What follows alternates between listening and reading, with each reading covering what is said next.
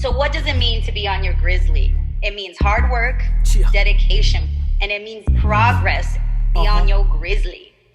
Hard work, dedication, and progress. I'm on my Grizzly, y'all. I'm on my Grizzly. I'm on my Grizzly, y'all. I'm on my Grizzly. I'm on my Grizzly, y'all. I'm on my Grizzly. And if you're busy making moves, say it with me. I'm on my Grizzly, y'all. I'm on my Grizzly. I'm on my Grizzly, y'all. I'm on my Grizzly. I'm on my Grizzly, y'all. I'm on my Grizzly. And if you're busy making moves, say it with me.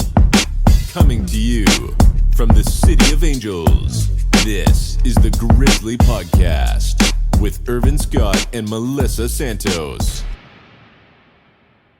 Ladies and gentlemen, welcome to another episode of the Grizzly Podcast. I am your host, Irvin Scott.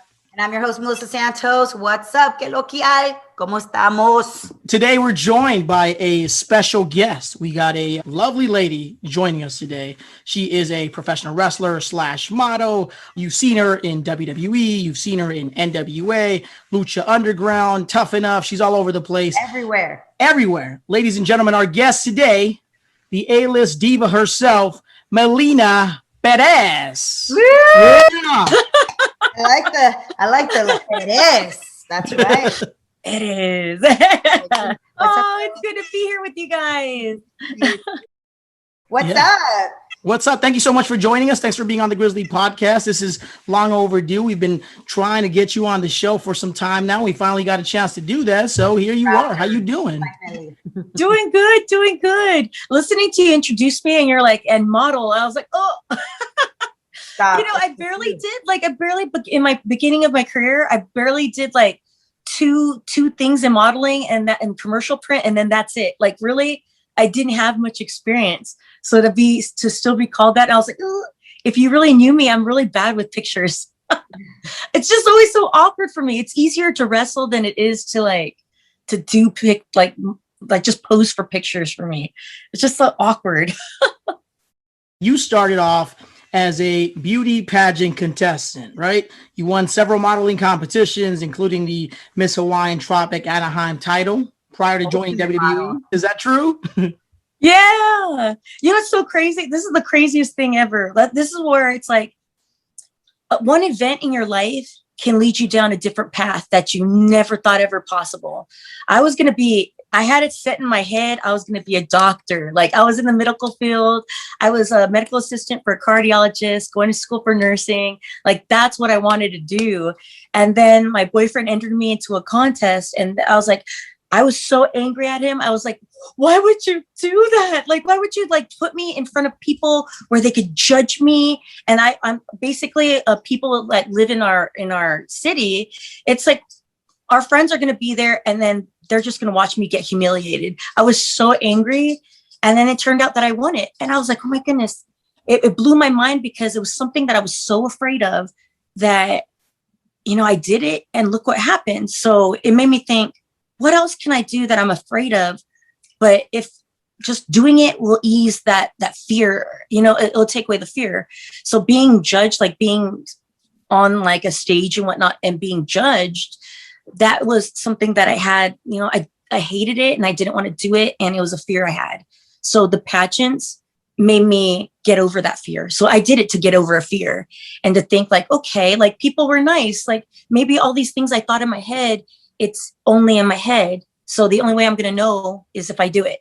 So I kept doing stuff like that I was afraid of. And it led me to wrestling.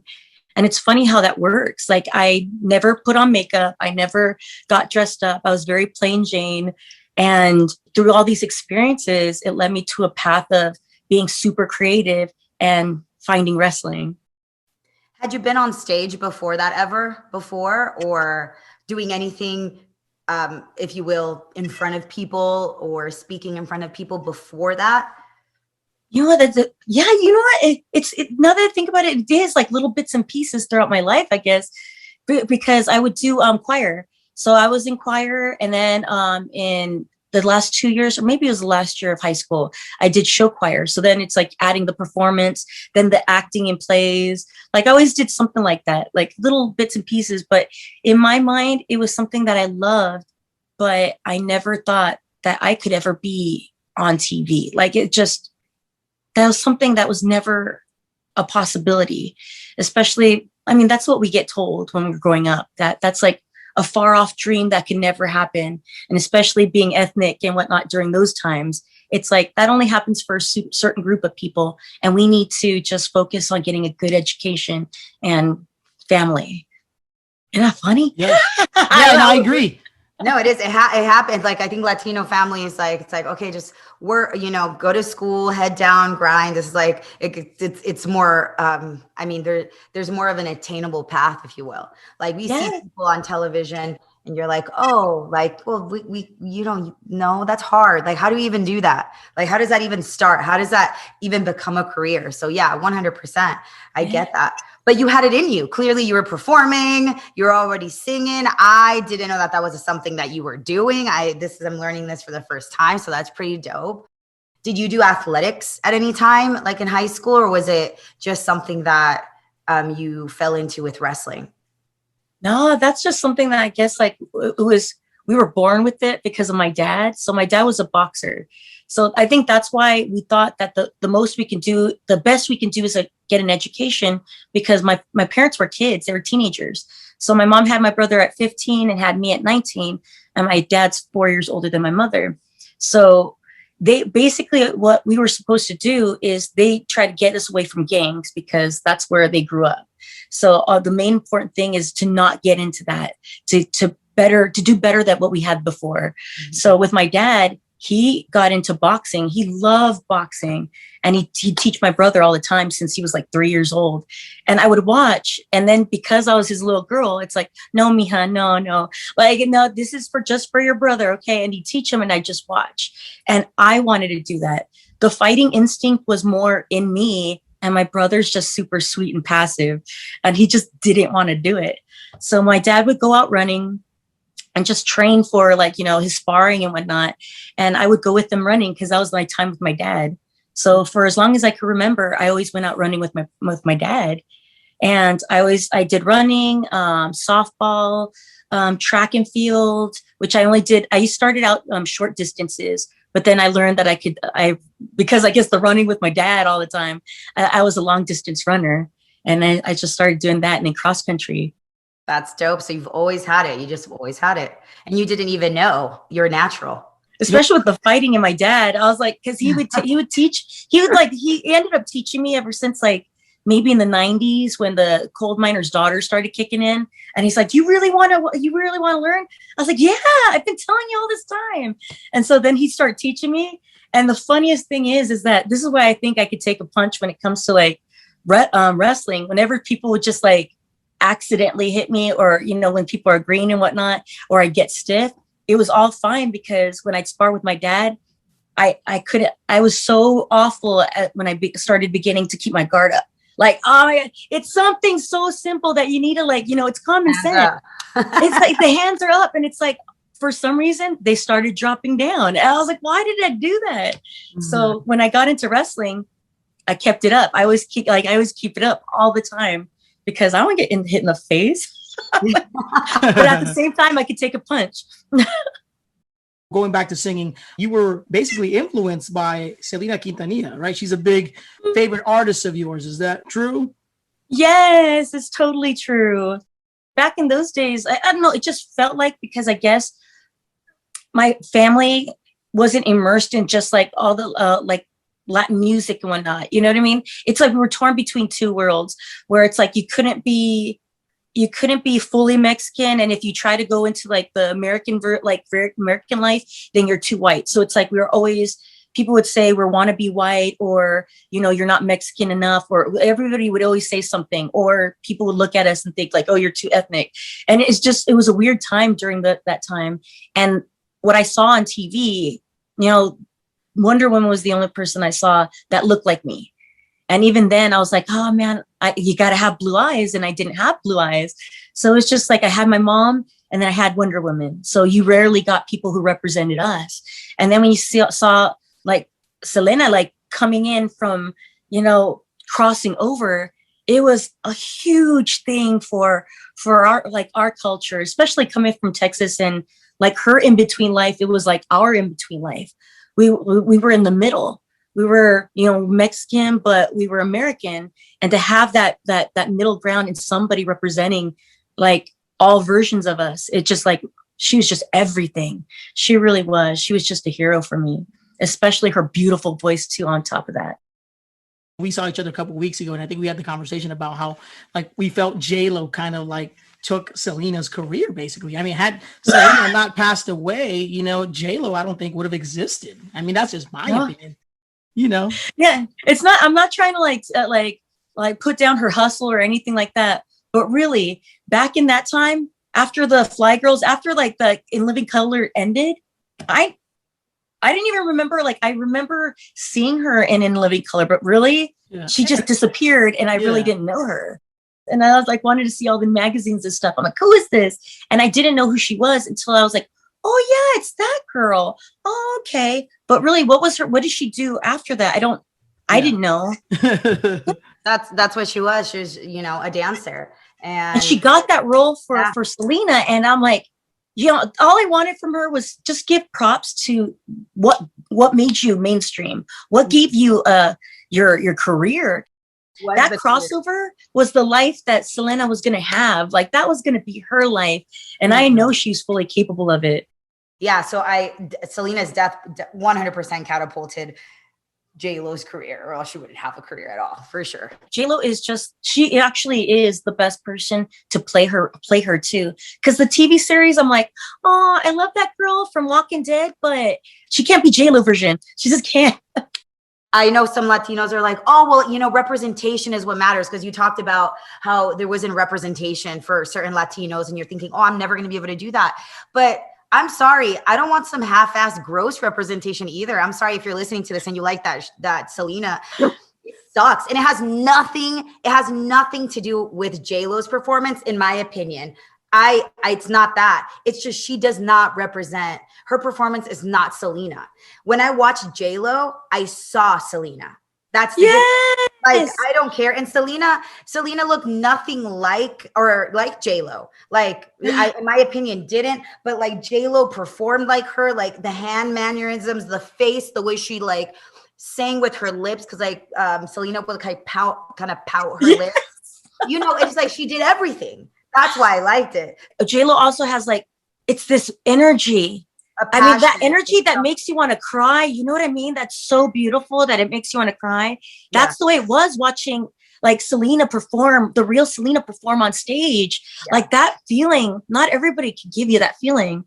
And as much as that girl from The Walking Dead, like she's beautiful, she's a great actress, but it doesn't give you that energy. They had to give her a prosthetic ass, bro. Like, no. Really? Tiny. She is tiny.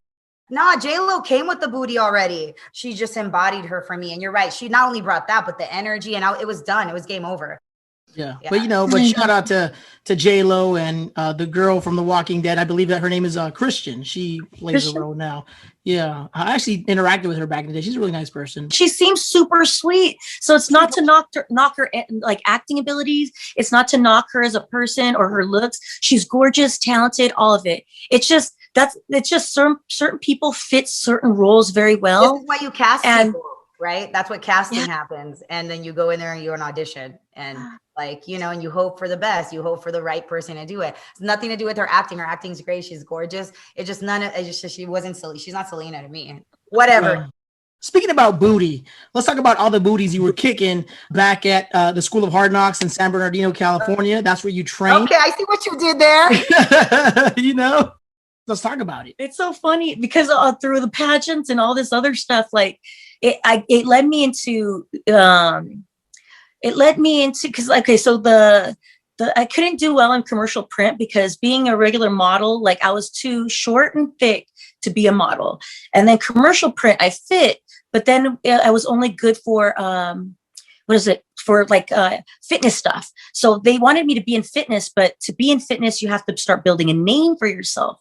So I started getting into that. And then they told me I was too little for fitness modeling. And I was like, how is it that I'm too big for commercial print? Because I was too lean. So I was too lean for commercial print, but so they told me to go fitness, and then I'm too small to be in fitness modeling. I was like, where do I fit in? So they told me to start like make your way and make a mark in the fitness community. So I wanted to do some fitness competitions. So I got a coach, and that was, you know, expensive to learn from the ground up with one of the best coaches, and I couldn't pay for that. So I was telling my friend at the gym, like, yeah, I was just venting, and he said, why don't you go to my school? I was like, what's your school? He's like, Melina, I wrestle. I was like, they have schools for wrestling? Like, that was real? I thought you were just like saying stuff just to say stuff. And he said, no, I really do that. You could go to my school. It's basically the same kind of training. You could just continue what you learned, and then when you want to go back to your coach. And I was like, holy shit, I could do what I see on TV. And he said, yes, just go with me. So I went to Jesse's school, and then just, you know, one session and I was hooked. I just kept going back, and I only did it for conditioning. Like, I didn't think I was going to like have a job or anything, career at it. I loved it. And, you know, Tom Pritchard saw me at a show, and he said, here's my card. We'll keep in touch, and you would really fit into the WWE.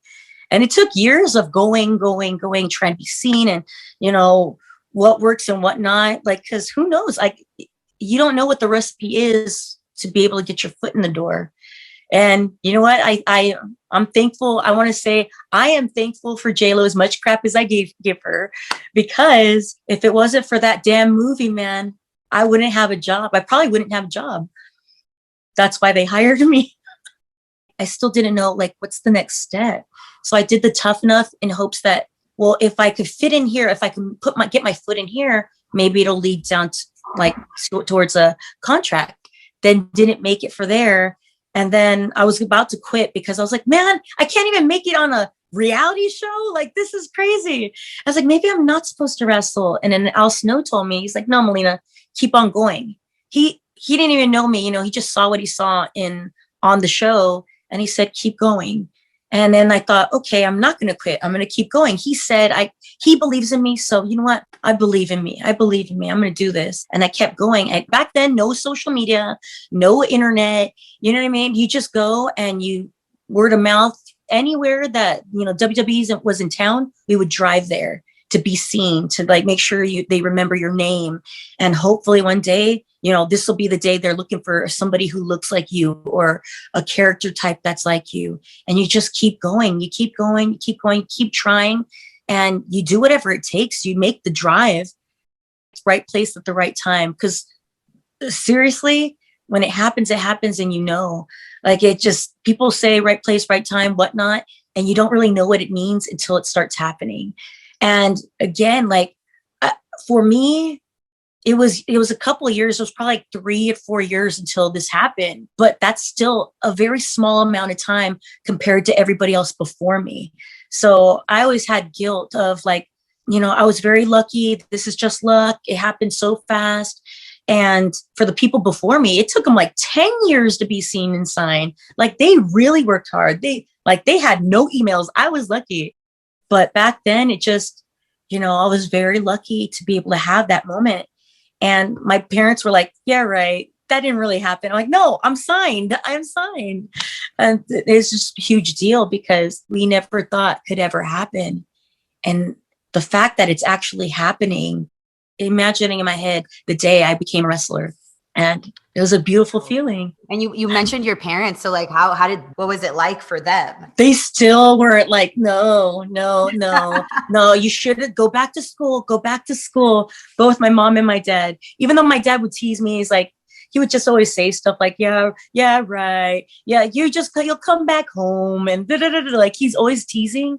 But in his mind, he was very worried because what if this doesn't work out? What if like this? What if that?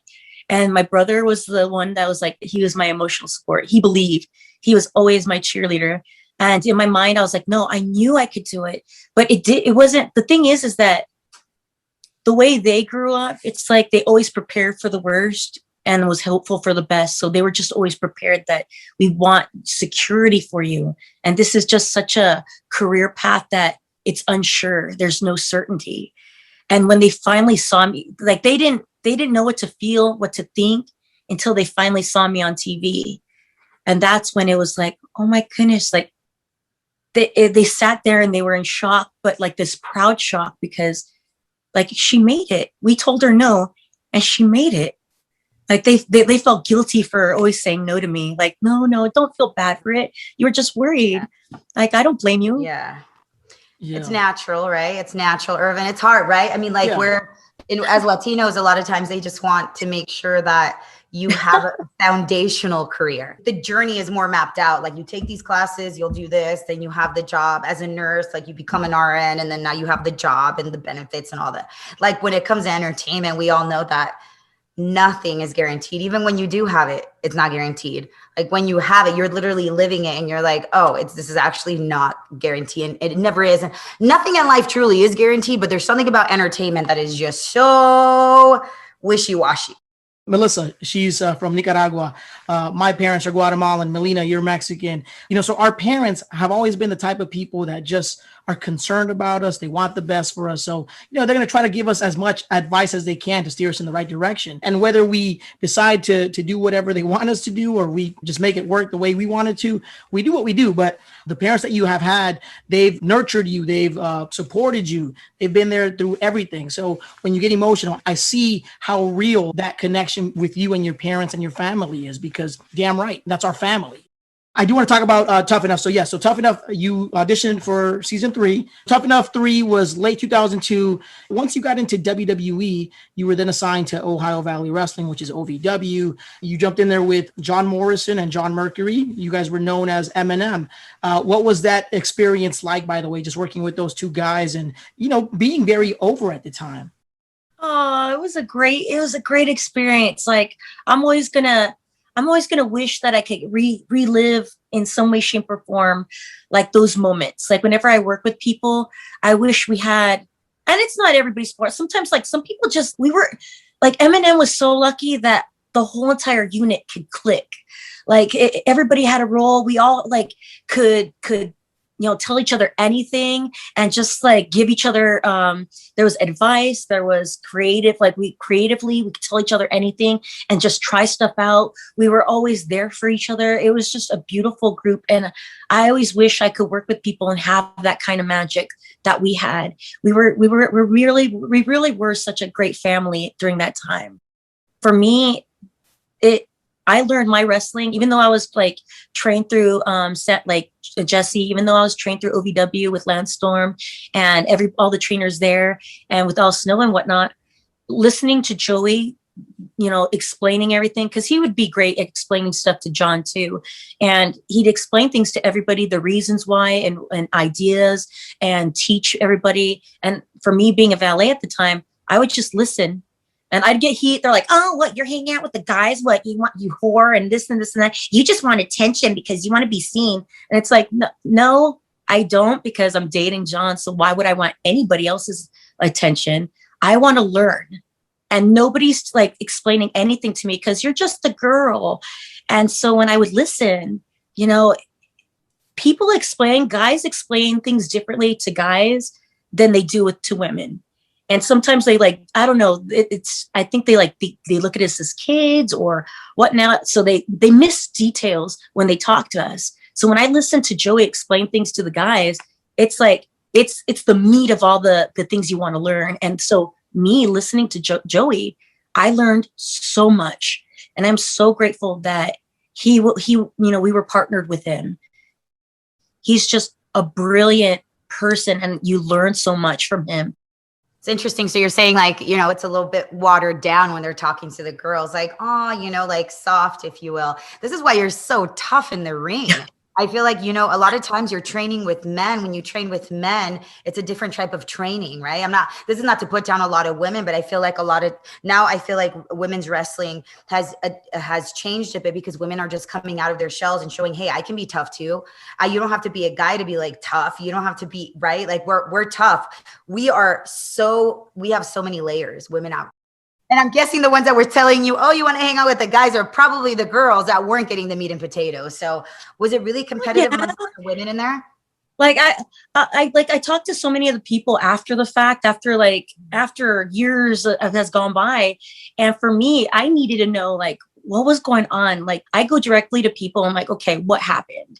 And this is my truth. And I want you to know that what anybody else said, this is not true. This. And let me tell you straight from me. Because really, I ain't gonna lie to you, because what do I have to gain for it? It's not to gain your approval, because either way, it doesn't matter. I'm gonna keep being me. But I want to be honest and understand the whys. And when it came to that moment in time, because I wanted to be everybody's friend. Like I only had my brother. I never had sisters. And I was always the weird girl that liked like sports and wrestling. So my girly friends thought I was a weirdo, and wrestling was the only place I thought I'd be able to fit in. Like, yay, other girls like me. And then nope. It's like, we hate you. I'm like, what? And so it was just such a weird thing where I don't understand, but that's the way girls, like women, protected themselves in that time period, and probably still to this day, which is so weird. I think everybody, it's because it's competitive, you think? No, you know what's weird? I think, so I used to think back at that time where everyone's like, I was the only female in my school. I said, welcome to the world of wrestling. Every female is the only female at their school. That's just, there's a shortage of women. And I was the only female at my school too. We all were. So you're not special. You're not special. You know? It's like, it's an attention thing. Yeah. And they want to be the one that every guy caters to and pays attention to. And I'm like, okay, if you need that, like, I've always been the quiet one, so I never really needed attention. I'm cool with if you don't pay attention to me. But a lot of women aren't like that. And I'm like, I never understood that mentality. Well, I'll say this. If nobody was paying attention then, they're paying attention later on, because guess what? You went on to WWE and you became a 3-time WWE Women's Champion, also a 2-time WWE Divas Champion. Now, this is pretty cool because I want to say maybe you were probably, the first Latina to actually carry those titles? Yeah. So I think everybody had, and not everybody, I think because Lisa Marie has some Puerto Rican, she's a bit Puerto Rican. So I'm the first of Mexican descent. Yes. Mexican descent. And to carry it multiple times. And as well as the first to carry the Divas title. And shout out to Lisa Marie, by the way, because she's a good friend of ours as well. Going back to you, I mean, you had a lot of people just looking up to you, especially a lot of younger females in the Latin community. And I want to say that because, we did a meet and greet a couple of weeks ago, and we had a ton of Latinas come out. They shook your hand, they took pictures with you, and they were so excited. Some of them even got emotional just because they saw you in person, and they talked about how you impacted their lives, basically. So when you get a fan like that, especially like a Latino fan, just telling you how you were the only one that they actually got to connect with growing up, how does that feel? I mean, you're a role model, right? So what goes through your mind when somebody tells you this? I'm proud. I'm proud because that's the reason I wanted to be in wrestling, was because it was important for me to be I know a lot of people are like, well, why don't you speak like more Spanish and da-da-da-da. Well, I'm very self-conscious about when I speak Spanish, because I got picked on growing up. So I still carry that with me, that it's also it's this trauma as well as embarrassment that I wish I spoke better. But then I always held it in because I was always afraid of speaking. And the sad part is all my family told me, they're like, you really didn't say it wrong. We just made fun of you just to make fun of you. And I was like, thank you guys. Because now I have a complex. And this is why I don't speak Spanish. When I in interviews and whatnot, because I'm embarrassed because I think there's something wrong with me. I was like, thanks you guys. They're like, sorry, Melina. I was like, yeah, that's on me though. I could correct it. I'm trying. I'm a work in progress. But you speak Spanish very well, though. I want to say that, because I've heard you speak Spanish and you're very fluent. I mean, so fuck with everybody else there. It's the complex. It's the complex in my head that I'm just like, oh, and then I feel guilty, I should be better. But I always tell everybody, keep speaking Spanish. Don't let it be a thing like, oh, I don't know. No, go to your family members and speak with them, write to them, anything that keeps that practice going. That's why I like it. It's important for me to keep talking to my family and whatnot, because I need to keep practicing. I wish I kept doing it when I was younger so that I could be better and then cut promos. But when I was in the WWE, they just wanted me, not that they wanted me to be a stereotype, but I've seen it. I've seen it in the past that once you're a stereotype, you know what I mean? You can't be seen as an individual. I needed to be a personality that was just, Melina. And the passion that I have and the strength that I have, that's being Latino, that represented me. It's not me speaking Spanish, because I refuse to be a stereotype. And there's nothing wrong with being, Latin. It's just, I wanted to be a person instead of what WWE kind of like makes people be sometimes when it comes to stereotypes. And so I needed to be the person that I wish, or I needed to see that I couldn't get to see, like the Latina version of Wonder Woman. That's what I wanted to see. And I wanted like my cousins and people who we didn't have anybody representing us to be able to see in wrestling that could be strong. And that's what I hoped. I hope that even though I was a heel, that I could convey that. But, you don't know until years later, and then people start saying stuff. But it felt like, am I doing anything? Am I making a difference? Or did I just waste all these years and I was away from my family for selfish reasons? And then when you see all that stuff, and even to this day, like when I see kids and then I see little Melinas, they come up to me and they're named after me. I'm like, God, I did touch people's heart. And it was more than just my Latin community. It's the LGBTQ community. It's like little, like guys who just like, oh man, I don't even know guys who are that tough, that were that like, oh, like the strength that you had, the aggression. And I was like, really? Like you hear the stories and I'm like, I was hated for so long, and it is, in a little way, like kind of fame and rumors and craziness, it could ruin your life. It could just alter it and change it, take it down a path that, that's not what you wanted. And that's not what you chose to have in your life, but it happens. And I just thought that, I worried about making, like, did I make my parents proud? Am I an awful person because I was quiet and because, like, sad part, you date people and it's like they expect women to be, saints. And it's like, you're not allowed to date more than one person. But it's like, man, I only had 3 boyfriends at the time in my whole entire life. And that's like, I wish I was like my mom. My mom only had my dad for most of her life. And I wish I was that pristine, but, sometimes relationships don't work. And sometimes women are just seen as the ones that are the whores and all this stuff. When really, it's like, I'm just trying to find love like everybody else. Relationships don't work out sometimes, and that's okay. And it needs to be okay for women as much as it is okay for men. That's unfortunately the thing, I just feel like women get always like attacked. No, that's not life. No. And then sometimes people go through things in relationships where it's not like you don't have love for the person anymore. It's just more of a thing where you may outgrow each other and, you have other interests. And, there's so many people in the world that it's hard not to be intrigued by someone else sometimes. So, I mean, I completely get it. I can see why sometimes people can take a different route and try to see what else is out there. So, there's no shame in that. You mentioned that there was a lot of people that were looking up to you, not just Latinas, but a whole group of people in the LGBT community, the men you mentioned. I mean, arguably, Bret Hart said it best. You were one of the best wrestlers in the world. Now, that's huge coming from a WWE Hall of Famer, being that you have someone like Bret Hart say that about you. Did you think there was a lot of pressure? How do you deal with all this? Oh, my goodness. There's so much pressure because it's like I'm trying to learn. And he says that now, it's like, oh my goodness, I have to live up to that.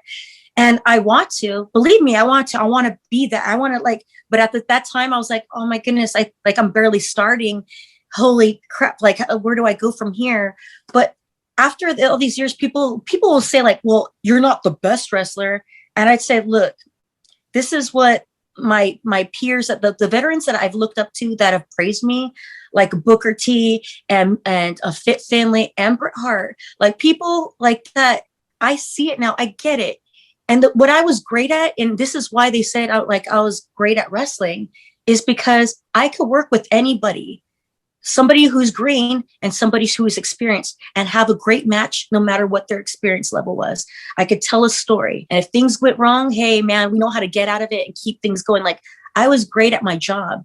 And I see a lot of people and they're really great athletes. Like, it wasn't about the athletic ability. Like she did a lot of great moves, you know, like she was a great high flyer, a powerhouse. No, I always changed up the match according to everybody's personality type. It's just the creating of the story that I was good at. And that's what old school wrestlers do. It's not about doing the most flips. It's not about being the strongest athlete. It's about being able to have a great match no matter what the person is, and to be creative and and it's a display your art. I had an knack for that. The art of wrestling. Yeah. Yes. When I watch a lot of wrestling, I'm bored. Yeah. Nowadays, it's the same match with different people. And I'm like, wait. I'm just kind of, I sit back and I'm a fan of all you guys. I watch you guys, I announce you guys, and I'm just like in awe of what you guys do, because I know kind of what it feels like too. So I'm like, oh man, I can't believe they do this all the time, right? So this is from a perspective of me watching. I get so bored. I just feel like everyone's like, let me just do as many cool moves really, really quick in like 5 minutes. Everybody look at me, please look at me. Look at the things I can do, that you miss the in between, the performance, the selling. And that's not good, because I feel like that in the very meat and potatoes of wrestling. And it's like leaving. I'm like, look at all the flips. But I'm like, okay, cool, man. I didn't come here to watch gymnastics. Like, I want to watch a wrestling match. Like, if you're going to flip, I need a story. I love acting, and I love like watching movies, and I need to know what the heck is going on. I need to see this selling and like performing. And there's just like this drama. I love that shit. And sometimes people don't care. They're like, oh, let me die pretty, or let me do this. I'm like, I can't do this right now. I can't watch this match. I can't do this. I don't know where it's going. And I feel so frustrated. And maybe people are going to be like, shut up, Melissa, what the fuck? But I get so bored. I'm just like, all right, let me just fast forward through all this crap. Like, okay, oh, there's a good match. I've watched your entrance. Like, that's it. Like, your entrance, you're coming in, you're getting the close-ups of the booty, and you're just like, yes, yes. But then you go in there and you fuck people up. And I'm just like, yes.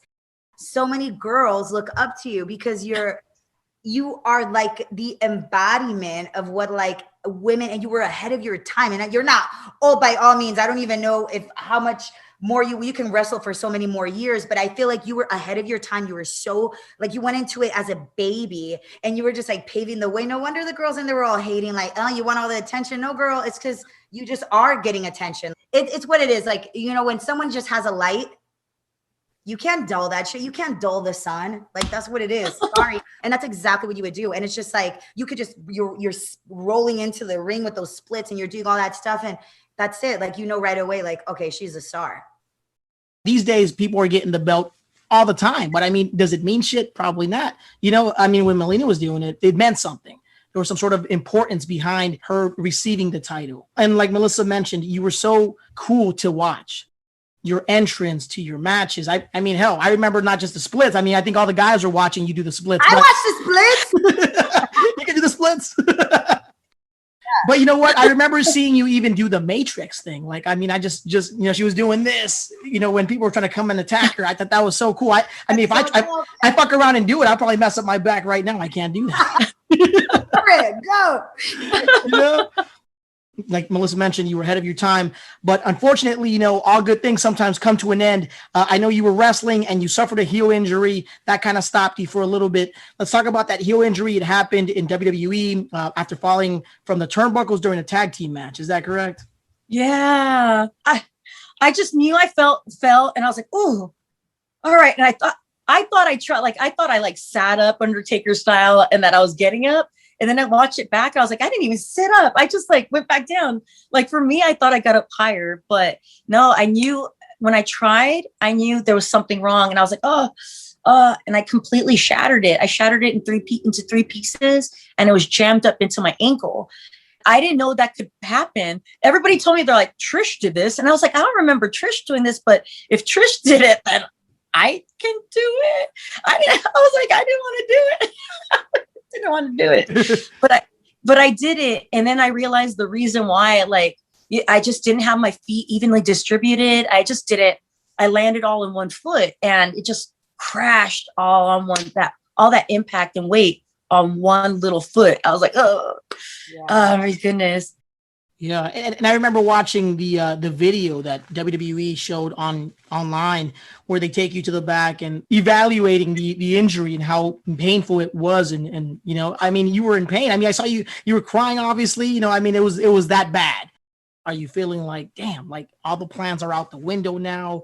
What's going to happen when I come back? What's the state of mind at that point? That's completely all of that. But it's the same, like all those questions, all of it of like, what's going to happen to me? How long am I going to be out? Do I need to have surgery? How bad is this? Like, or is it enough where it's like, I could come back in a couple of days next week?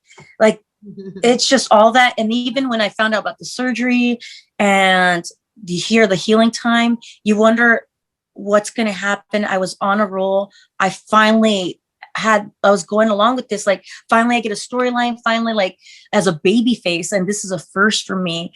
And what's going to happen to me when I come back? Will I have to start all over again? Will I get fired in the middle of my recovery and not be able to come back? Like, what's going to happen? And so you don't know. So even then, it was just, I hit depression like bad in that during that time. Like, that's when it was just like, people don't really call you. You find out, everybody's going to be my friend no matter what. But if life starts happening and everybody's on the road and everybody's just in their mindset of seeing what they're seeing, and I'm out of sight, out of mind. And nobody calls, nobody visits. And you're just looking at everybody through a TV on every Monday. And at that time it was like Thursday nights, and everybody forgot you. And so it's just such a mind fuck. Like, like, what's going to happen?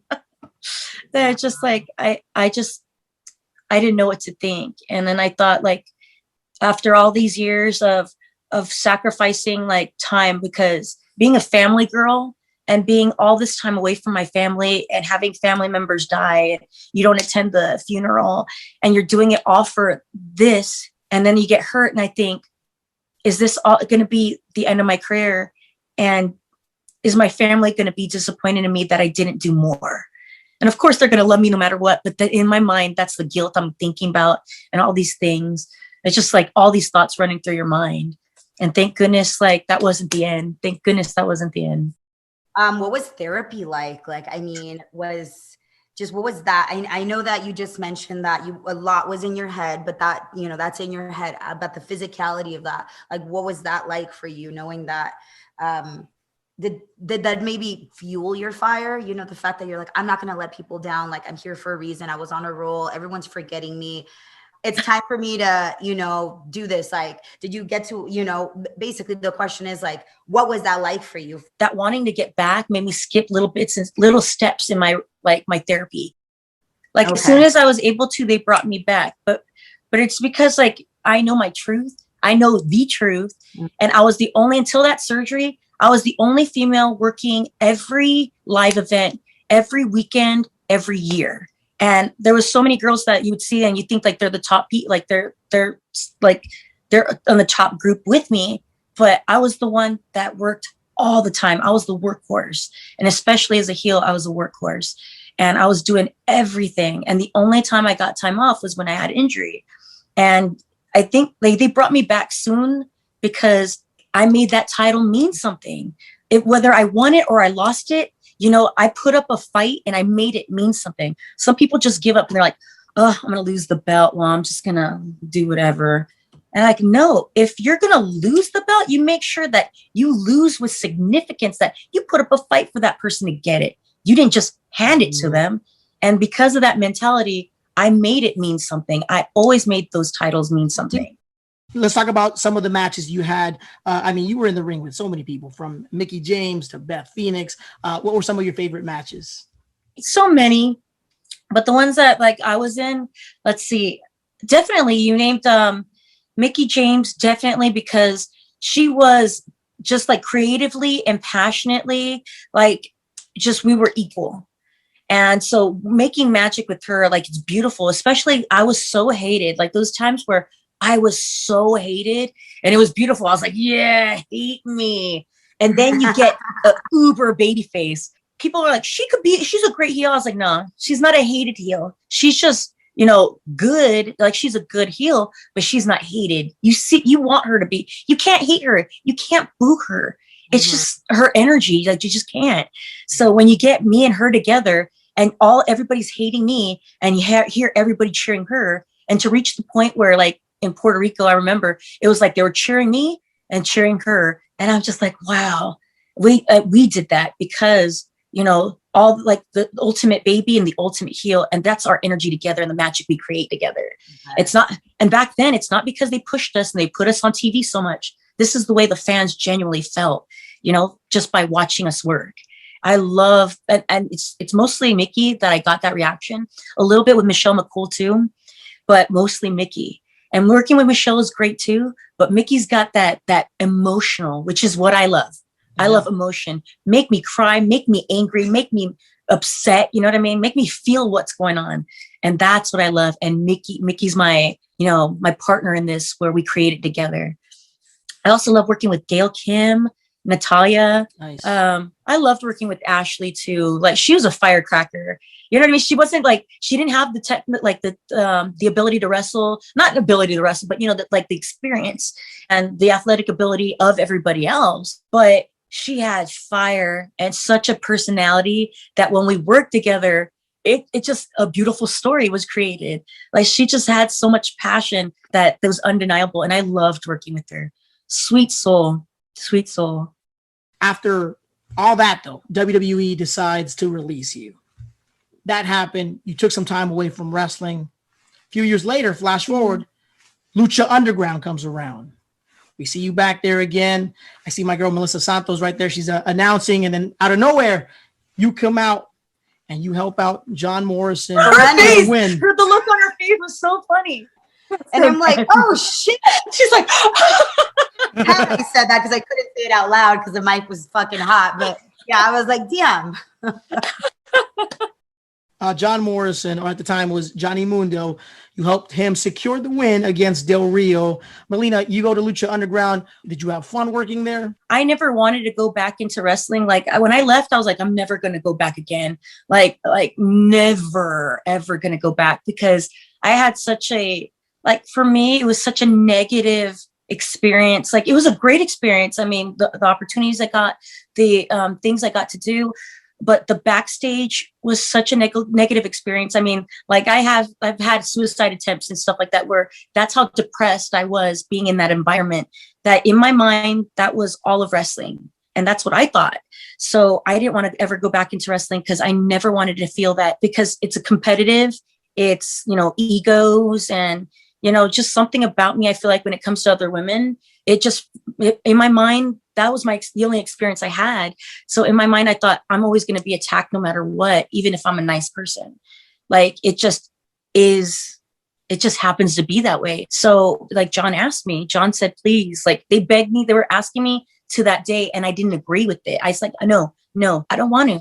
Please, Malay, come on, we got to do this. Like they have this set up, like they were counting on me to be there. And I was like, all right, everything was awesome. But I never got to interact with anybody because they had me hidden the entire time. And so afterwards, I just sat with everybody and then said hi. And then that was it. And then I went home. And I didn't get to have an experience. But I also was still quiet and traumatized by that time, that I was just like, I don't know what's going on. I honestly didn't know how to socialize back then. It took me years to learn how to be open and be myself. Yeah, Lucha Underground, whether you were there briefly or not, it was a very memorable experience as well, I want to say, because the hair was different. This is the first time I see Melina with short hair. I'm like, yo, she looks different. She looks great. Tell us about the hair. I love short hair. Like, I love it. You have no idea. When they cut my hair, it's like everybody missed it. They're like, no, we missed the long hair. Even when I turned it blonde, they're like, no, we missed the long hair. This is all this is what they want to see. I love the long hair. No, any other way. I love your hair like this. This is your look, man. This is you. This is your signature look. I dig it. But now I wear wigs. Whenever I want to change, instead of cutting my hair or anything, I just wear wigs. And then I change up my hairstyle. After Lucha Underground, NWA, you've been doing your thing there. NWA airs every Tuesday, and that's on the Fight TV network. Melina, talk to us about your time in NWA. What has that experience been like? Well, NWA's been good. Like, again, like I was like, I'm never going back into wrestling. Like, still, I had traumatized by like how, you know, how TV time can change people. You know, you get personality types, and it's like people will try to cut you to get their time on TV. And I'm like I don't want to deal with that. I just want to have fun. So NWA was this opportunity to go back and just kind of like get that taste of it, like to be able to be a part of it without like getting into the crazy. And it was a good experience. Like I never done studio before. So I'm so thankful to like check that off the list of being able to work in a studio, because not everybody can do that. To me, it's just, I see another talent to be able to work a venue like that. And the fans are so amazing. And then working with Billy, you know, I had fun with that time. Billy Corgan, his involvement with NWA, you mentioned how he's such a cool guy to work with. I mean, I'm a Smashing Pumpkins fan. You know, I grew up listening to his music back in the day too. Yeah, I mean, what's that like being around someone as creative as Billy Corgan? It's so awesome because he's just like this low key, you know what I mean? He's very kind. But then when I found out he was a Pisces too, and for me, like, I'm one of those people who are like, oh my goodness, a lot of the people closest to me are just around my birthday. And so when I found that out, I was like, oh, we have like a something in common. And then to see like wrestling on top of that, and he's just a happy, nice person. I'm just like, oh man, this is awesome. This is my boss. Like, that's cool. I went to go see him in a concert before COVID happened and stuff, like right before it happened. And that was fun. Like, he is a very creative personality type. And it's just really good to see that he took like music. And because just like, say, like we were talking about Lucha Underground before, that's like TV. People took their talents in like the TV cinema style and then mixed it with wrestling. And here, like, you take his creativity from music and you put it with wrestling. I would actually like to see like us do stuff with like his music. That would be really cool. I think they use some of his music over at Impact. So, I mean, would be amazing to see some of that music in NWA, right? But he's always creating like some of the stuff like you see for like the pay-per-views and the music for those intros.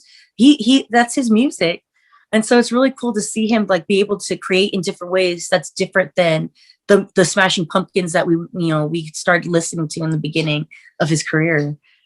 The song Today, for me, it's one of my that song like makes me wake up. I listen to it and it's like, that's my mantra. I have to like wake up every morning thinking today's going to be the greatest day I'll ever know. It helps me. And he, like, not knowing him before, he doesn't realize how his songs help me get through life. And to be able to work with him and meet him, and tell him, I was like, I don't want to be a mark, but, and then I get to tell my truth and be able to tell him, hey, thank you for what you've done for me. So it's really cool to be a part of that.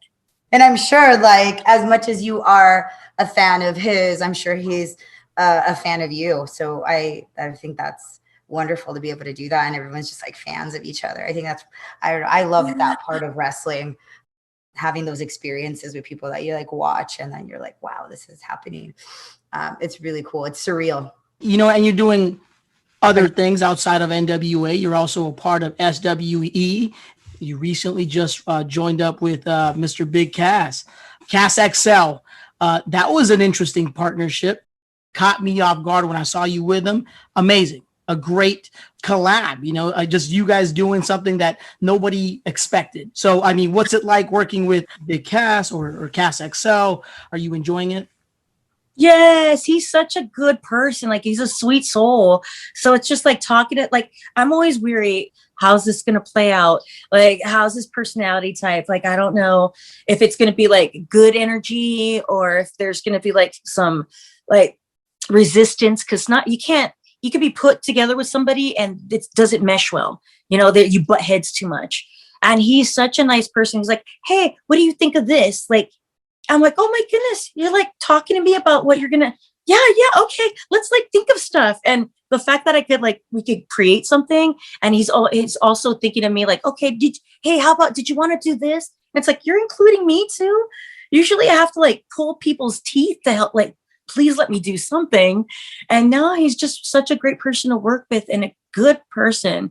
Like he messages and he's like, did you get to the hotel room okay? Like it's just like a brother. And I'm like, oh, you do the stuff like my brother, like Joey, because he learned from Joey too. And Joey was like a brother to me too, or is like a brother to me.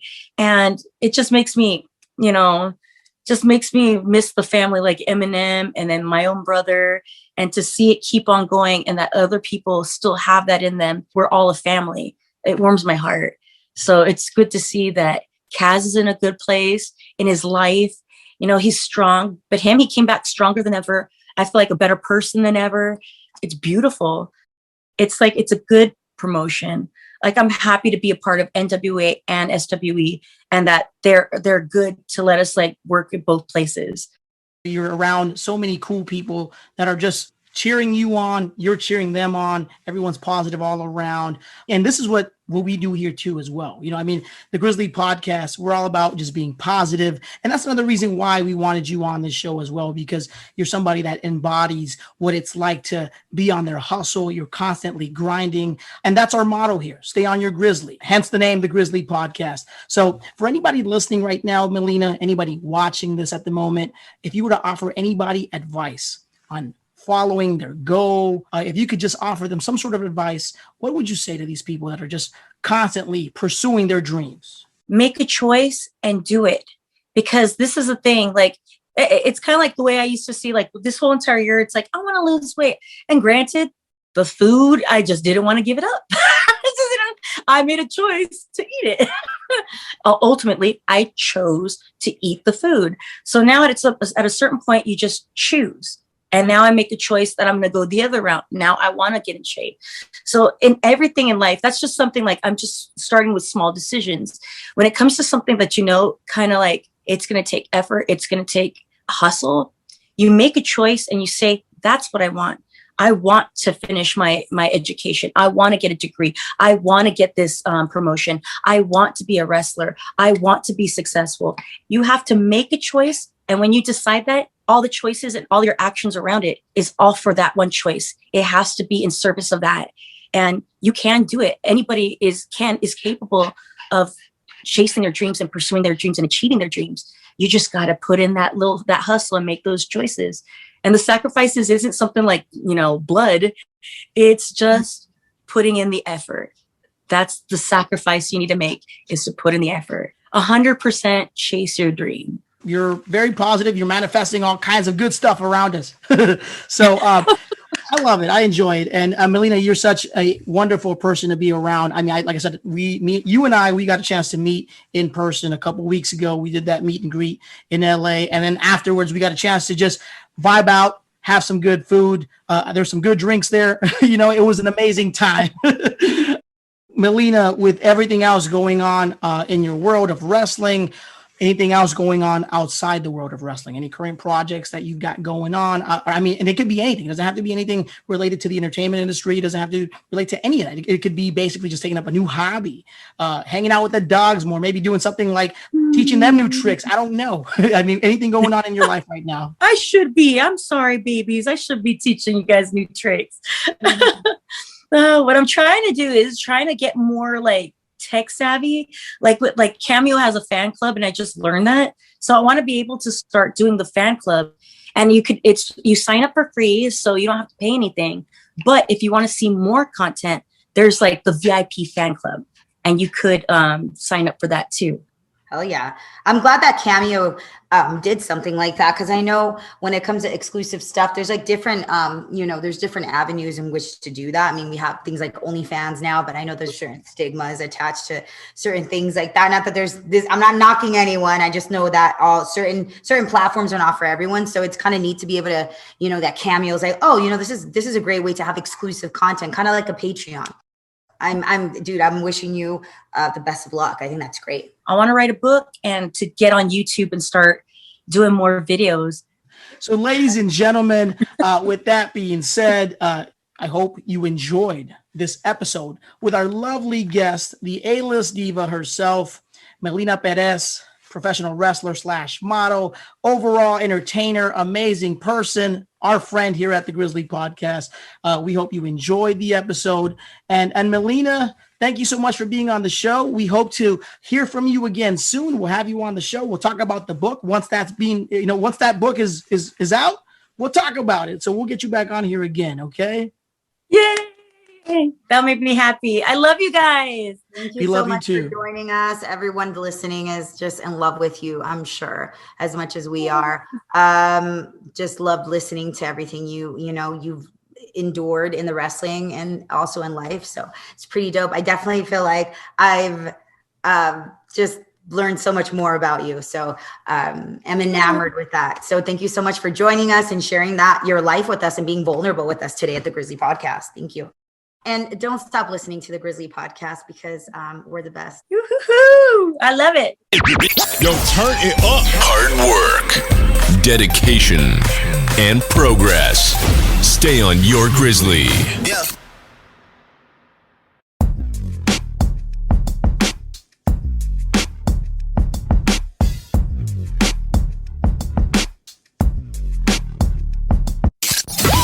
Thanks for checking out another Grizzly Podcast episode. We'll see you next time.